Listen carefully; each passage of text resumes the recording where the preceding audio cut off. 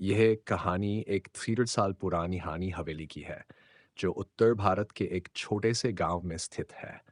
यह हवेली कभी अपनी भव्यता और शानदार वास्तुकला के लिए प्रसिद्ध थी, लेकिन समय के साथ यह वीरान और भूतिया जगह बन गई। इस हवेली से जुड़ी कहानियों ने इसे एक ऐसा स्थान बना दिया है, जहां आज भी लोग जाने से डरते हैं। हवेली का इतिहास। मोटारवीं शताब्दी के उत्तरार्ध में एक धनी जमींदार ने इस हवेली का निर्माण कराया था। उस समय यह हवेली समृद्धि और शान की प्रतीक थी। जमींदार का परिवार यहाँ हंसी खुशी के साथ रहता था। हवेली में आलीशान कमरे, भव्य दरवाजे और बड़े बड़े बाग बगीचे थे। लेकिन एक दिन इस हवेली में एक भयानक घटना घटी। जमींदार की युवा बेटी, जिसे परिवार का सबसे प्रिय सदस्य माना जाता था, की अचानक संदिग्ध परिस्थितियों में मौत हो गई।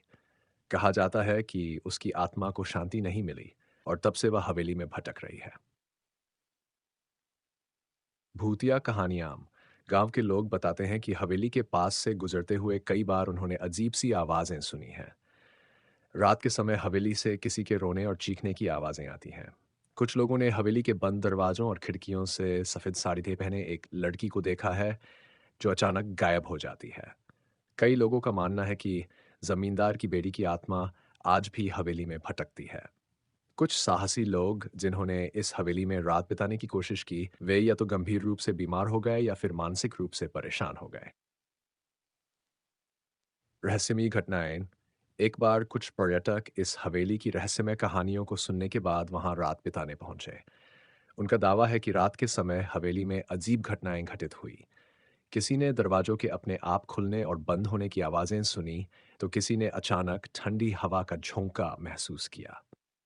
एक व्यक्ति ने बताया कि उसने अपने बिस्तर के पास एक धुंधली आकृति को देखा, जो कुछ ही पलों में गायब हो गई। वैज्ञानिक दृष्टिकोण। इन भूतिया घटनाओं पर वैज्ञानिक और तर्कवादी लोग कहते हैं कि ये सब मन का भ्रम और अंधविश्वास है। पुरानी और खंडहर हो चुकी जगहों पर अक्सर ऐसी कहानियां बन जाती हैं और लोग इन पर विश्वास करने लगते हैं। हवेली की खस्ता हाल और उसके साथ जुड़ी हुई दुखद घटनाएं लोगों के मन में डर पैदा करती हैं। निष्कर्ष।